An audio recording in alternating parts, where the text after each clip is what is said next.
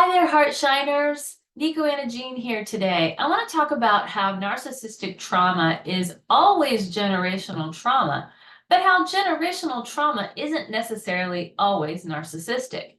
Just to let you know that there's a difference between the two. However, most of the time they do go hand in hand. And also I want you to understand, because you're here in this channel and you're trying to learn about yourself. You're trying to understand, if there's a pattern that has been created in your life from narcissistic trauma that is stopping you from having what you want in your business and in your life. And what I hear time and time again is people will say to me, well, I don't think I have narcissistic trauma because, I've never been in a relationship with a narcissist. And I'm saying, yes, great. I hope that's true. I hope you don't have narcissistic trauma.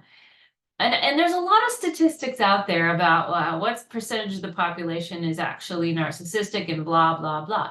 So I'm not saying that this is science. I'm saying this is my observation from my personal experience in life and just all the people I've been working with over the years that have incurred narcissistic trauma, is that it's way more subtle than you think most of the time. Now, there are definitely narcissistic individuals that are very aggressive and overt and most likely have other complicated issues in their life where possibly not only are they a narcissistic, but they're also a drug addict, an alcoholic. They've got all kinds of other complex issues going on mentally and emotionally. And this can make them extremely volatile. And it could just be, it's really obvious that this person is not mentally okay. And so those are the easy situations to spot. Some people could look back in their childhood maybe and say, yeah, I had a parent that was this way. And it was just really obvious that, they were just really mentally not okay. And that's obvious. That's obvious trauma.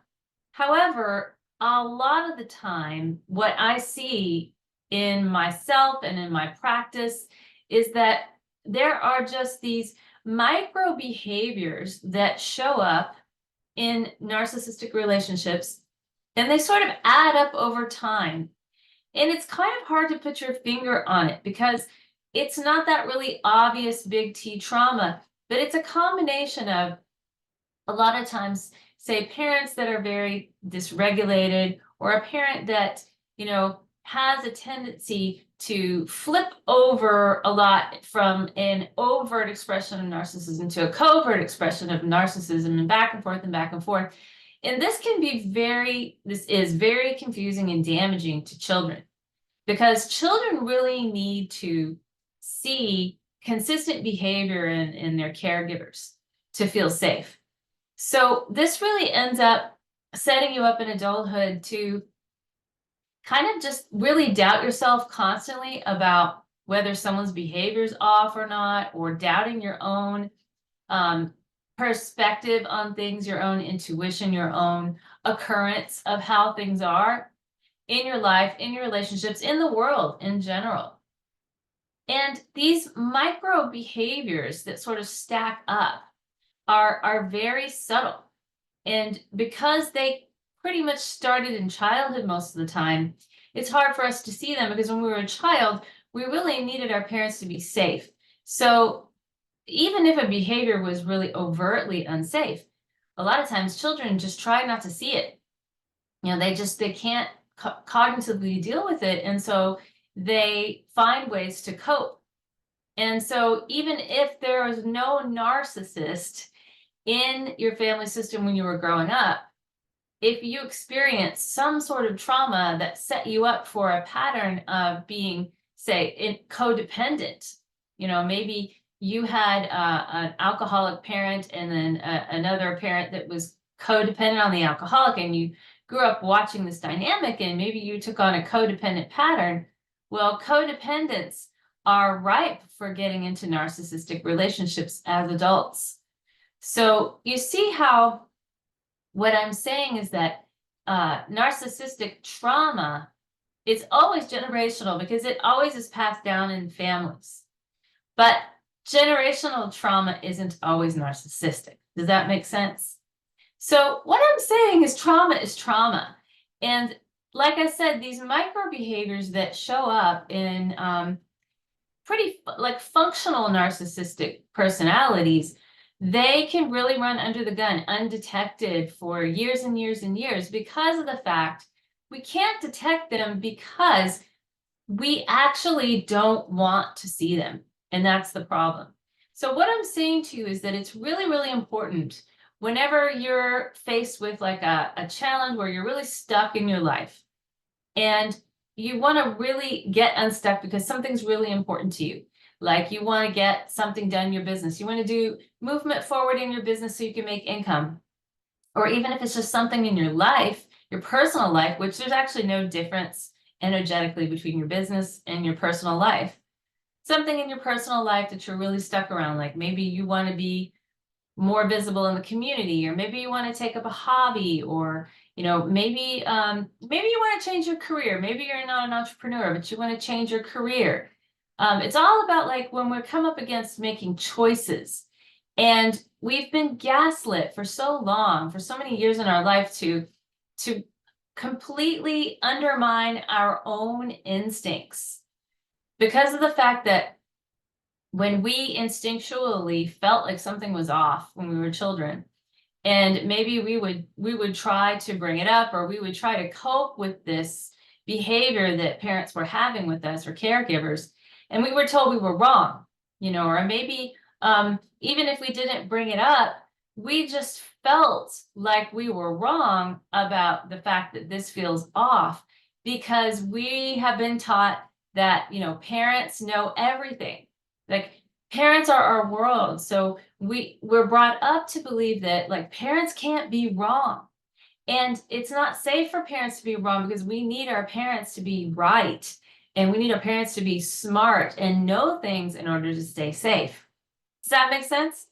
So after a lifetime of being gaslit and being undermined and totally not being able to trust our instincts and our senses, then as adults, we constantly doubt ourselves. And when it's time to make a decision and move forward, we find it very difficult to do this because we don't trust ourselves. We don't trust our instincts.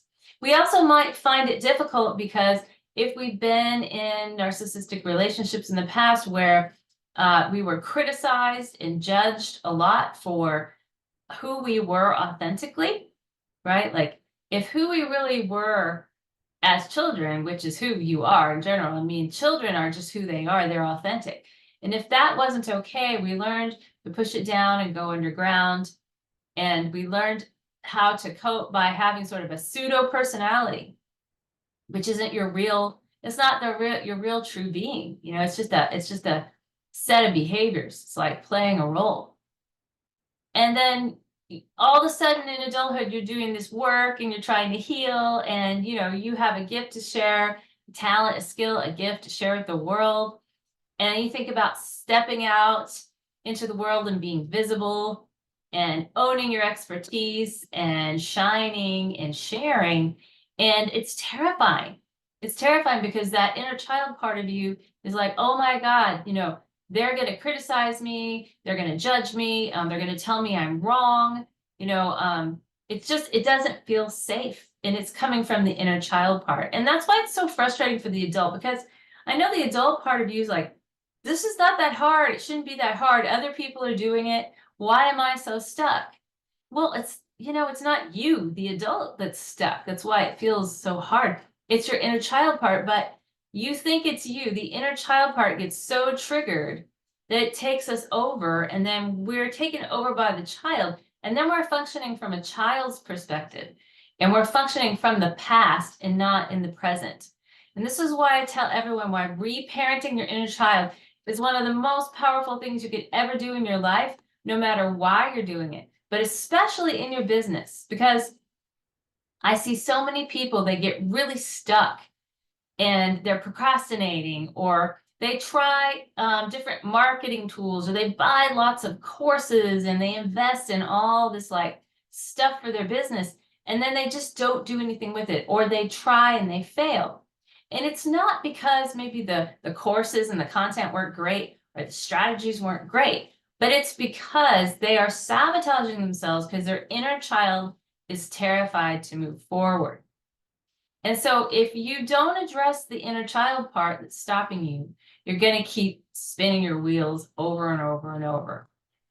I'm sorry if that's not what you wanted to hear, but the good news is that when you start doing the inner child work and you start using tools like EFT, energy psychology, and other tools, meditation, things you might already use to interrupt the stress patterns in your body, in your system, and you're able to create some space in your nervous system, in your brain, to be able to go in and reparent and dialogue with your inner child, that's when the real healing starts happening. And it starts to happen pretty quick. Like you'll find that as you come up against things that used to really stop you, small things, you start making a little progress and a little more progress. And it's like anything, it's like building muscles. Tapping every day is something that I do, meditating, even if it's just for a few minutes. And just a little dialogue with my inner child, even if it's just like a couple lines of dialogue. And this is what I do every day. And I've been doing this for years now. And I can tell you this, like anything, you have to work out to build muscles, right? And you can't expect to go to the gym for like 2 weeks and then have really big muscles if you haven't worked out for a really long time. So it's something you have to commit to, and you have to know that it takes practice, it takes consistency, and it takes commitment. And that's really all. Once you commit to it and you make the choice, that's really like more than half the battle. So anyway, my friends, I hope that this has been helpful to you. And I want to let you know that if you are interested in working with me, I have a mastermind called the Heartshine EFT Mastermind, which is designed just for you, for spiritual entrepreneurs and transformation professionals who want to release narcissistic and generational trauma that's stopping them from moving forward in their business. And we do this by reparenting the inner child. So please do. The link below has a button you can push, so you can book a call with me, or you can go straight to the page and you can check out and learn more about it. And I hope that you have a really wonderful day. Okay, everyone. May you be at ease and know joy. Bye-bye.